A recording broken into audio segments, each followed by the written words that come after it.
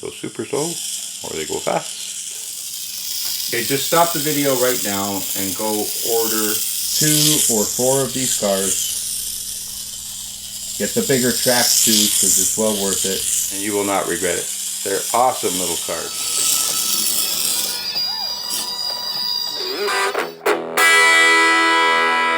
This is one of the first times I'm trying out 4 cameras. Try some different angles. See if I can edit them together easily enough or not. And I'm hoping to ramp this up to bigger scale setup to film, you know, other RCs and the planes and stuff for you guys. You know, I don't want to film a dot in the air. That's why I haven't filmed anything flying really yet, right? Because that's all you're going to see. I can put a static camera at the end of the runway. You can see me take off, but, you know, other than that, you know, that's about it. So anyway, that's part of the plan and what we're doing here, and improving my photography, cinematography skills as we go. Welcome viewers to the Philip Cochran channel. Please like, subscribe, share, and comment. It really helps this channel grow and helps me bring you these great videos that we all love. So, this is the smallest production RC car you can get in the world. There's another company, Carson, that makes one very similar in size. They've been around for a few years as well, but they're very hard to get. I'll show you a picture of them in the upcoming segment. These cars have lights, they have tail lights, they have different bodies that come with them, and they are full proportional control. So what do I mean by full proportional control? If you take a look at the car's wheels, and here's the controller. So if I turn the controller just a little bit, the wheel turns a little bit. If I turn it a lot, the wheel turns a lot. The same with the throttle. If I give it just a little bit of gas, it'll go slow. If I give it a lot of gas, it'll go faster. So that's full proportional control. It's not just on and off. So that's our difference between our budget cheap cars and the car in the can, which I'll show you in a second, and something like that. And that's why it costs quite a bit more money. So, is it a toy?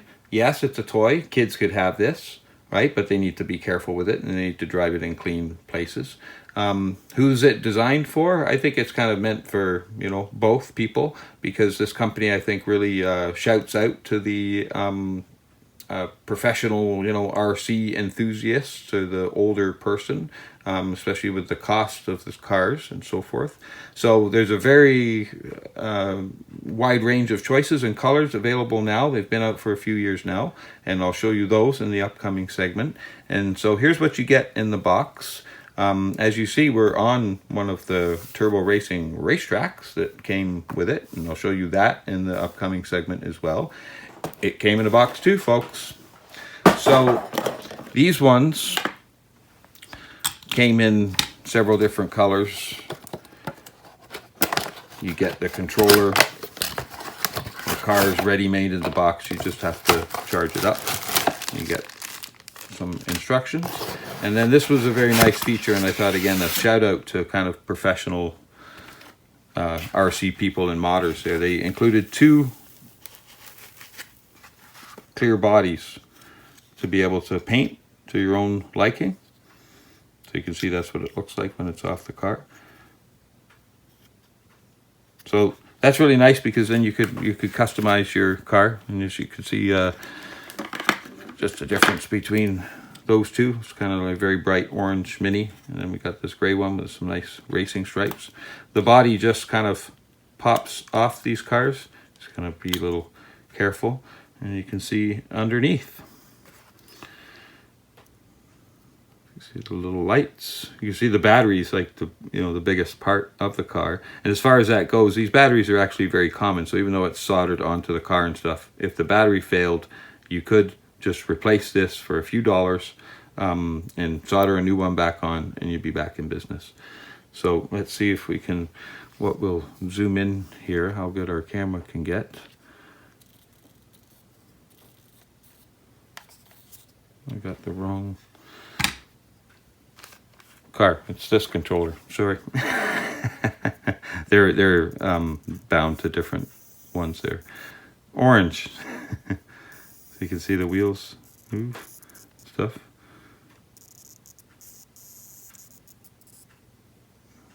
There's a charging port on there. It's got a little on-off button on the bottom, just where my thumb is there. Focus. So, I mean, look what they've got all stuffed in this tiny little car. And, of course, it's very, very light. So, to give you a size comparison, here is a Hot Wheels. You can see the Hot Wheels looks huge to this. Now, Hot Wheels scale, I think, is what, 143 scale, I think Hot Wheels are supposed to be.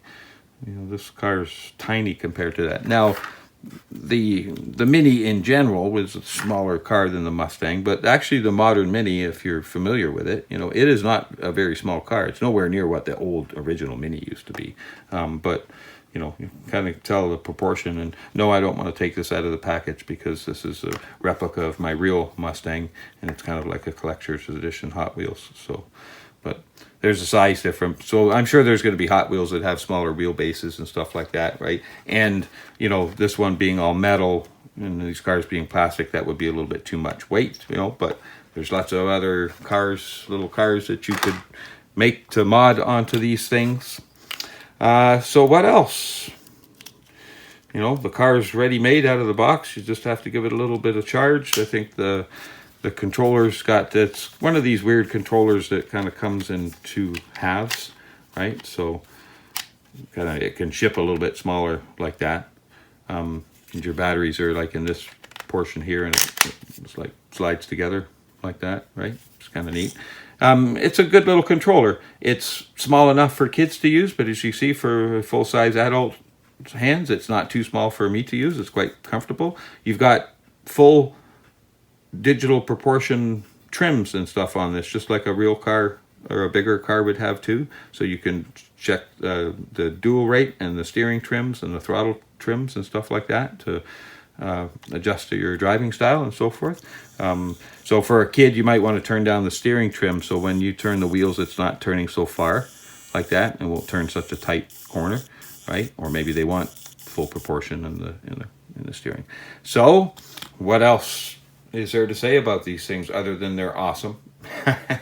So, you know, just quickly, like as far as a RC person goes, you know, we love scale things, right? We like, you know, small versions of bigger things, right? And so why these cars weren't more popular, I kind of don't know, because some folks like me have been, you know, really anxious to have like a proper Hot Wheels sized full proportional car that you could drive, you know, that's reliable and so forth for years. And so when these came out, like a lot of RC folks noticed them, and a lot of the YouTuber channels, you know, did some videos on them, but they kind of just treated it a bit like a toy, and they drove it around on the floor and stuff like that or whatever, and that's just going to give you problems.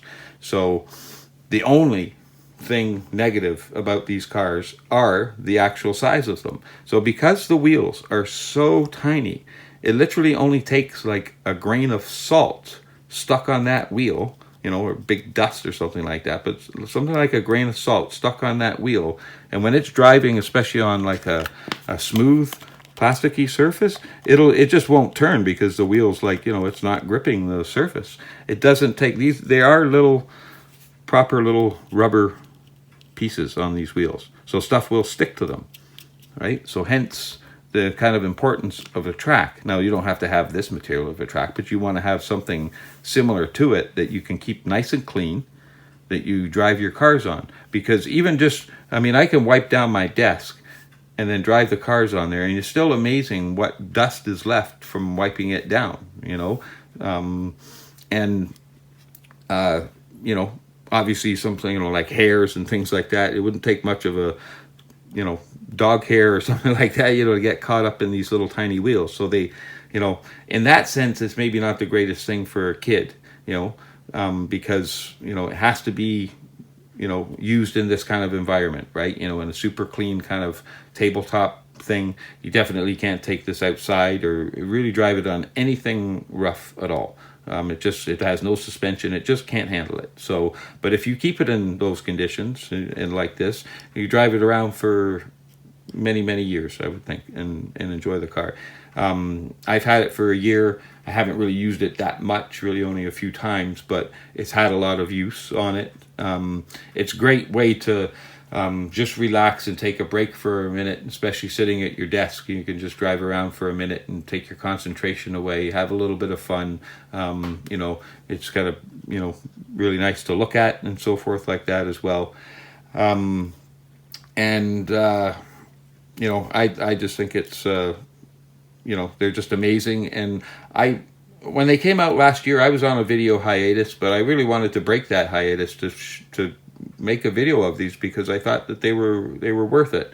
And so, I'm surprised more RC people haven't caught on to it and kind of promoted these things and so forth, because they are a great little vehicle. And so that's why I'm doing it now. Here we are a year later, but the company's still going strong. They've got new models, and it's a reliable, good RC car, good product. It's not just some little toy thing like the thing in a can that you're just going to throw away.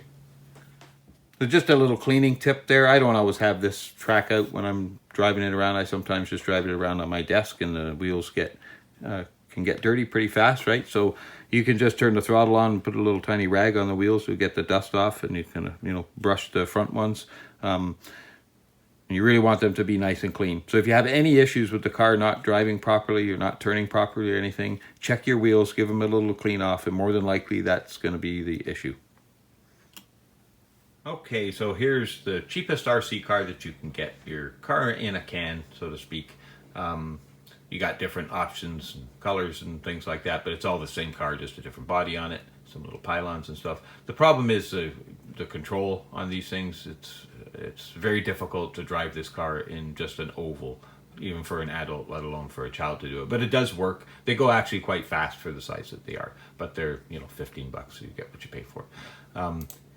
Here's the Carson cars that have been out for at least 3 years now. They were 200 euros, but they have come down in price, 110 or so. But I haven't found them in North America, and they cost quite a bit to ship them here too. But this is essentially the same as a turbo racing, just with a different shell on them. Cool little VW bus, a little trailer with the thing. They're a little bit noisier and a little bit slower, but it is a full proportional micro car, and it's the first production one available. The only other ones were people modding them up to this point. So here's kind of everything that turbo racing offers. This is off of Banggood, but I think you can buy them at other places. I haven't seen them branded in other names or so forth. So this is when so we're on the 3rd year of them making these cars now. So they started off with these minis, and they have a couple of different shapes, and they've got several different packages, if you will, available. At least from Banggood, you've got different ways to buy it. These ones are kind of cool. They've got matching color controller to the car, which is kind of just cool looking, and nice to be able to keep the kids separate. This one here is one of their newest deals. It's their 3rd anniversary, so they just kind of released this one not too long ago. Sorry, that's not it. The 3rd anniversary one, and they included 2 cars, but one controller. So this is kind of a shout out again to the modders and the more serious RC people that would want just the car underneath it and not the body to be able to modify it to make other vehicles, or turn your Hot Wheels into full RC car. You just basically take the body off and put it on this machine. And then what else? They really only just sell the cars. This is they came out with this model about a year ago, but it's just basically a different body shell on that same car. It's not really a different car. It's got different wheels on it too. And they didn't advertise it as being a different car. It was just a different body shell onto the thing. And then lastly, the tracks. So they have 2 tracks now. Here's the track that I bought. It was a little bit cheaper when I bought it. So this one is, you know, like 20 by 32, or like 80 centimeters by 30 centimeters or so. And it's a nice track. It's a very nice material. It's like a mouse pad type material. So it's got like rubber on the bottom and like soft material on the top. And it's very nice quality. It's well worth the money, I think. But now they have a second track, and it's much bigger. It's 4 times the size, but it's only twice the price. So that's, you know, 120 centimeters by 80 centimeters. So it's quite a bit bigger, and it's much nicer made. It's got proper layout. It's got 3 lanes divided, and you can see the curves in the corners are all nice, smooth and nice. It looks like a more professional racetrack. Is with this one here, it's a little bit cartoonish because you see the lanes and stuff are, you know, it's a little bit fatter and skinnier, and this curve is a little bit like wrong, you know. But it does work, and it's a really like the best way to drive these cars, because the only issue with them is dirt and the size of dirt. So we'll get into that in a second when I show you the cars in the driving portion. So that's about it. Let's move on to that now. Okay, so here's our little road test, if you will, of our Turbo Racing 176 full proportion RC cars. They're quite responsive to the controls. And again, you've got adjustment to your trims and so forth. You can drive them very, very slow. They go super slow, or they go fast. They kind of, I actually like touring around slow like this. Like, it's very peaceful and relaxing and like therapeutic, if you will. You know, like those little Japanese sandbox things that they have with the little rakes. You know, like my Zen moment. You know, they're fast enough for a tabletop, so that's almost full speed there. There's no glitches or anything like that. Of course, I'm standing very close to the car, but works just like any 2.4 radio would. So we'll do a couple laps this way, and we'll try that gray car. They drive just the same. I kind of, you know, have an hour or so on each car, I guess, maybe a bit more than that. Yeah, probably a couple hours, right? So, and they've never run out of charge. I forget what it says on the box. You guys can look it up if you want to check. But I think they go like a crazy 10 or 15 minutes, you know, on a charge, especially just tootling around like this. They go a long, long time. Because that same battery that I pointed out when I had the body off there, that same size battery is what's in a lot of those little micro drones, and some like even little tiny other things. So for the size and weight of this car, that battery is way oversized, if you will, overpowered.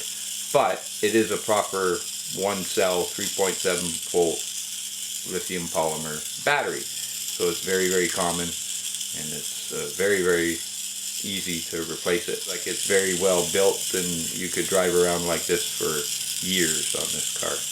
Because Christmas is coming, you got time to order this car now. Order it today. If it's not for your kids, it's for yourself. Order 2, order 4. They're great cars, they're great products. You can't go wrong. You've still got 25 days till Christmas. Love and peace from Canada. And we are YouTube.